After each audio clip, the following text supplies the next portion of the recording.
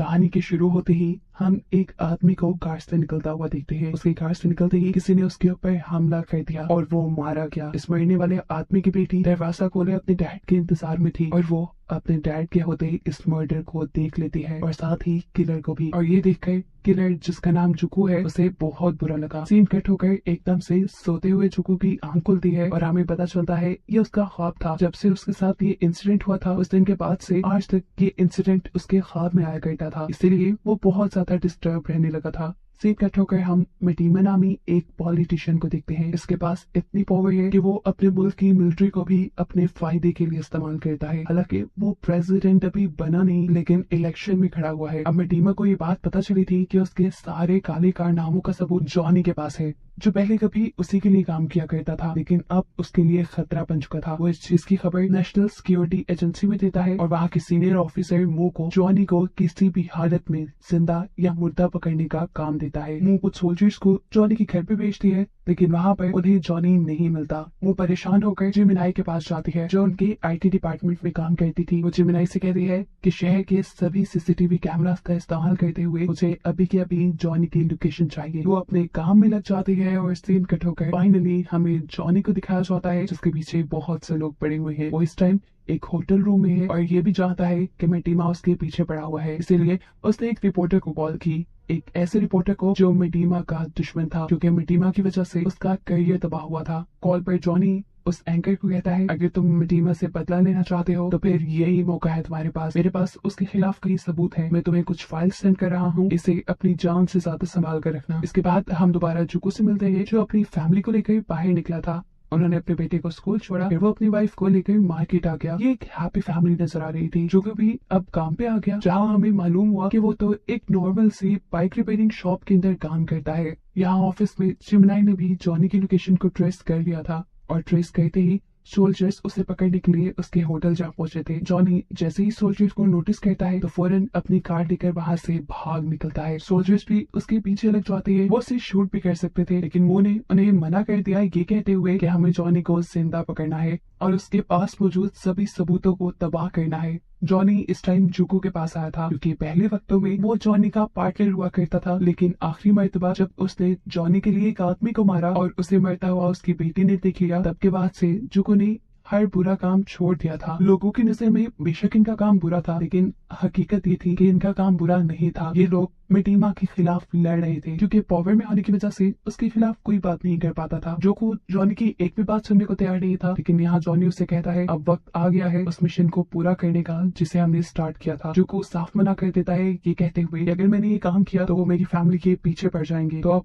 Johnny कहता है ये मिशन तुम्हारी फैमिली से ज्यादा जरूरी है और जिन लोगों की तुम बात कर रही हो वो अभी भी तुम्हें देख रही है, क्योंकि वो पहले मेरा पीछा कर रहे थे। ये कहते हुए वो अब जुकू को गले लगा लेता है। सीक्रेटली वो एक डिवाइस जुकू की पॉकेट में डालता है और उसे कहता है तुम मेरी आखिरी उम्मीद हो जुकू, मैं कैंसर की लास्ट स्टेज पे हूँ, मैं खुद ये काम नहीं कर सकता और अब ये तुम्हें ही पूरा करना होगा। इसके बाद जॉनी बाहर निकलता है और अपनी कार में बैठकर तेजी से कार चलाने लग जाता है। सोल्जर्स भी तेजी से उसकी कार का पीछा कर रहे थे, जबकि जॉनी कार चलाते हुए एक टूटे ब्रिज के पास आ चुका था। कार से निकलकर अब वो ब्रिज के ऊपर खड़ा हो गया। इससे पहले कि लोग उससे कोई भी सवाल करते, कुछ भी पूछते, वो यहाँ से जंप करके सुसाइड कर लेता है। उसका मरना सिक्योरिटी एजेंसी के अंदर जिमिनाई भी देख चुकी थी और ये देखकर वो शॉक रह गई। उसके मुंह से दुख साफ जाहिर हो रहा था और यहाँ पे हमें रिवील हुआ कि बेशक वो सिक्योरिटी एजेंसी में थी, लेकिन वो जॉनी के ग्रुप के साथ काम किया करती थी और जॉनी के मरने से उसे बहुत दुख हुआ था। यहाँ अब उसकी लीडर मो उससे जुकू को तलाश करने को कहती है, जो कि इस टाइम मार्केट में गया था। उसे जब अपनी वाइफ मार्केट में नजर नहीं आती तो वो उसे कॉल करके बताता है कि वो 2-4 दिन के लिए कहीं जा रहा है और जल्दी लौट कर आएगा। ये कहने के बाद वो एयरपोर्ट पे गया और वहाँ के लॉकर से कुछ चीजें चुराई। यही पर जिमिनाई ने उसे ट्रेस कर लिया और उसके पीछे सोल्जर्स भेज दिए। सोल्जर्स उसे यहीं से अरेस्ट कर लेते हैं और उससे लेकर जाते हैं एक रूम में। वो जबरदस्ती उससे कुछ पूछताछ कर रहे थे, लेकिन तभी जुकू ने उल्टा उन्हीं के ऊपर वार करके अपने आप को उनसे छुड़वा लिया। जुकू अब पैदल ही चलता हुआ अपनी बाइक शॉप पे आया था, क्योंकि वो नहीं चाहता था कि उसके बाइक के जरिए कोई उसे ट्रेस कर ले। एयरपोर्ट से जो उसे सामान मिला था, उस सामान में एक मैप भी था और मैप पे एक निशान बना था। यानी इसका मतलब यहाँ पर जुकू को जाना था। वो अब इस शॉप से एक नई बाइक लेता है और अपना सफर शुरू कर देता है। यहाँ जब जिमिनाई जुकू को ट्रेस नहीं कर पाती तो वो यानी उसकी लीडर उसकी फैमिली को किडनैप करवा लेती है। जुको की वाइफ से ये लोग इन्वेस्टिगेशन करते हैं कि जुको और जोनी का क्या ताल्लुक था, लेकिन जुको की वाइफ उसके पास्ट के बारे में कुछ भी नहीं जानती थी। उससे जुको के बारे में जब कोई इन्फॉर्मेशन नहीं मिलती तो माइटीमा मू को अपने घर बुलाता है और उससे कहता है कि अगर तुमने जुको को पकड़ कर उससे सारी सच्चाई नहीं उगलवाई कि उनका आगे का प्लान क्या है और उनके पास मेरे खिलाफ कौन कौन से सबूत है, तो देख लेना मैं भी तुम्हारे डैड की सच्चाई सबको बता दूंगा। वो उसे उसके डैड के खिलाफ कुछ सबूत दिखाता है।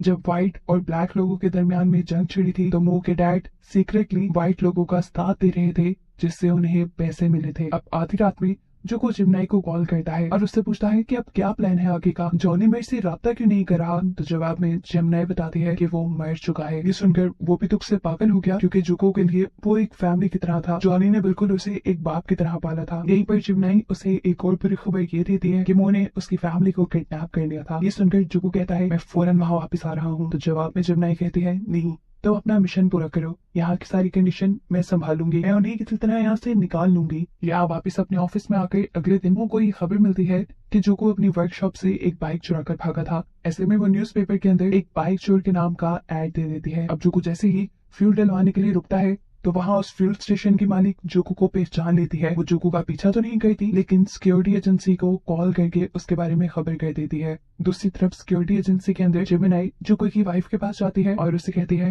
घबराओ मत, मुझे जुको ने भेजा है और मैं तुम्हें यहाँ से बाहर निकाल लूंगी। अभी वो ये बात करके बाहर निकली ही थी कि उसे पता चला उसकी ये सारी बातें एक दूसरी एजेंट सुन चुकी है जो मुंह यानी अपनी बॉस को जाकर सब सच बता देती है और बॉस जिमिनाई को अरेस्ट करने का ऑर्डर दे देती है। ऑफिसर्स जब उसे अरेस्ट करके ले जा रहे थे तो रास्ते में ही जिमिनाई अपनी हथकड़ियां तोड़कर उनके ऊपर हमला कर देती है और जुको की वाइफ के रूम में आकर कहती है तेजी से भागो मेरे पीछे, नहीं तो यहीं पे रह जाओगी। भागते हुए वो जुको की वाइफ को एक टेरेस तक ले आई जहाँ से नीचे जाने का अभी कोई रास्ता नहीं था। वो एक अंडर कंस्ट्रक्टेड एरिया था जहाँ पर जिमिनाई ने खुद जंप कर दी और जुको की वाइफ को भी जंप करने को कहा। वो डर रही थी लेकिन अगर वो जंप ना करती फिर भी मारी जाती, इसलिए डरते हुए वो जंप कर देती है लेकिन ठीक तरीके से जंप ना करने की वजह से वो नीचे स्लिप हो गई। जिमिनाई ने उसे बचाने की भी कोशिश की लेकिन वो मारी गई। दूसरी तरफ दिखाया जाता है कि जुको को पकड़ने के लिए बहुत सारे सोल्जर्स उसके रास्ते में आ खड़े हुए थे। दूर से आता हुआ जुको ये देख चुका था और जान गया था कि ये सोल्जर्स उसी के पीछे भेजे गए हैं। वो अपना बाइक मोड़ता नहीं और ना ही रुकता है बल्कि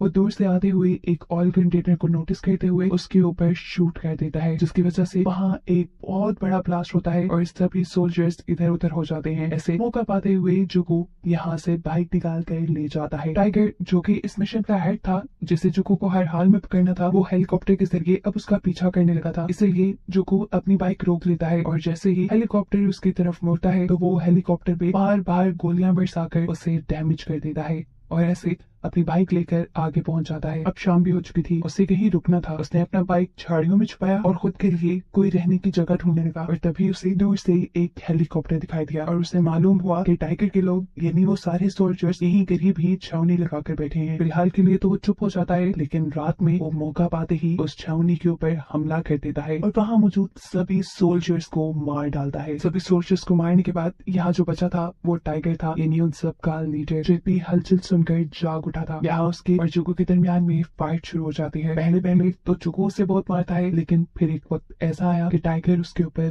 भारी पड़ गया। यहाँ तक कि टाइगर ने उसके पेट के अंदर चाकू से वार करके उसे जख्मी भी कर दिया लेकिन जो वो हार नहीं मान सकता था वो अपने ऊपर कंट्रोल पाता है और फिर अपनी सारी ताकत जमा करते हुए टाइगर को उठाकर दूर पटक देता है जिससे अब वो जख्मी हो गया था। उसने टाइगर को मारा नहीं बल्कि वो टाइगर को छोड़ के जल्दी से हेलीकॉप्टर की तरफ बढ़ा। गन पॉइंट पे पायलट को लेकर वो वहाँ से उड़ गया। अब जहाँ उसने जाना था वहीं से कुछ दूरी पर उसने हेलीकॉप्टर रुकवाया और पायलट को शुक्रिया करके जाने का बोला। वो जख्मी इतना था कि उससे चला भी नहीं जा रहा था। थोड़ा ही चलने पर वो बेहोश होकर गिर गया और यहाँ के करीबी लोगों ने उसे फसलों में से उठाया। वो उसे अपने साथ ले गए। असल में ये लोग भी उसी के ग्रुप के लोग थे जो उसका इलाज करते हैं और एक दो दिन में जुको बिल्कुल ठीक भी हो जाता है। फिर ये लोग उसे एक खास जगह पर लेकर जाते हैं जहाँ उसके लिए कुछ सामान बनता। वो जगह खोद कर वहाँ से जब सामान निकालता है तो वो एक तिजोरी थी जिसमें बहुत सारे पैसे और मिशन के लिए बाकी इंफॉर्मेशन रखी हुई थी। इसके अंदर मटीमा के खिलाफ सबूत भी थे। ये सब चीजें लेने के बाद गाँव वाले उसे एक नेजा देते हैं और ये कहते हैं कि जाओ तुम अपना मिशन पूरा करके आना। वो मिशन के लिए आगे बढ़ ही रहा था कि उसे जिमनाई का फोन आया। असल में जिमनाई के फोन से मो उससे बात कर रही थी। उससे धमकाती है कि तुम्हारे पास जो कुछ सबूत है वो मुझे दे दो। वो मो की बात करते हुए उससे पूछता है मेरी वाइफ कहाँ है, और वो बताती है कि तुम्हारी वाइफ मर गई। ये सुनकर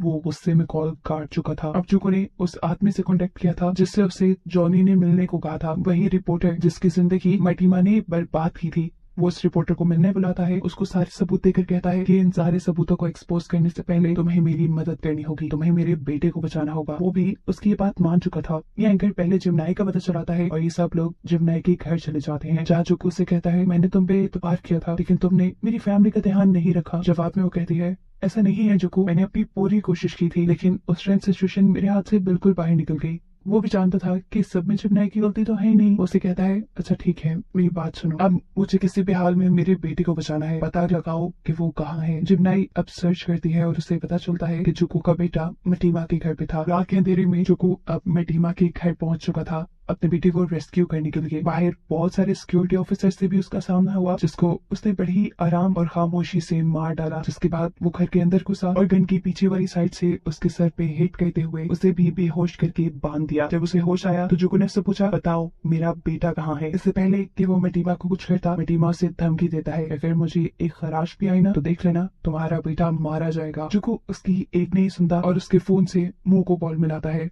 और मटीमा से कहता है इसे कहो जल्दी से मेरा बेटा यहाँ लेकर आए। मटीमा क्योंकि इस टाइम बंधा हुआ था तो उसकी ताकत कुछ नहीं थी। उसने भी मुंह को वैसे ही करने को कहा जैसा जुको ने बोला। जितनी देर ये लोग जुको के बेटे का इंतजार कर रहे थे तब तक मटीमा ने उसे खरीदने की भी कोशिश की, उसे लालच भी दी उसे जिंदा छोड़ने के लिए, लेकिन जुको ने जवाब दिया नहीं, मैं तुम्हारे जैसे इंसान के हाथों नहीं बिकूंगा। तुमने अपने ही लोगों को धोखा दिया और तुम्हारी वजह से हम जैसे कितने ही लोग भूखे मर रहे हैं। एकदम से इन्हें बाहर से फायरिंग की आवाज सुनाई देती है और जुको को पता चल जाता है कि मटीमा ने उसके साथ चालाकी खेली। उसने यहाँ पे बहुत सारे सोल्जर्स को बुला लिया था जिन सोल्जर्स को अभी भी टाइगर नामी सोल्जर लीड कर रहा था, जिसे जुको वहाँ जिंदा छोड़ा था। जुको खुद एक ट्रेंड कमांडर था, ज्यादा लोगों से लड़ने की ट्रेनिंग उसे पहले से ही दी गई थी। वो बिना वक्त जाया किए अपनी बंदूक हाथ में लिए सभी लोगों को मारता चला जाता है और फिर आखिर में बच जाता है टाइगर। अब टाइगर से लड़ने के लिए जुको अपने हथियार फेंक देता है और टाइगर भी। ये दोनों लड़ते हैं और आखिर में जुको टाइगर को बस मारने ही वाला था लेकिन इतने में ही वो उसके बेटे को लेकर उसके पीछे आ गई। उसके बेटे को गन पॉइंट पे लेते हुए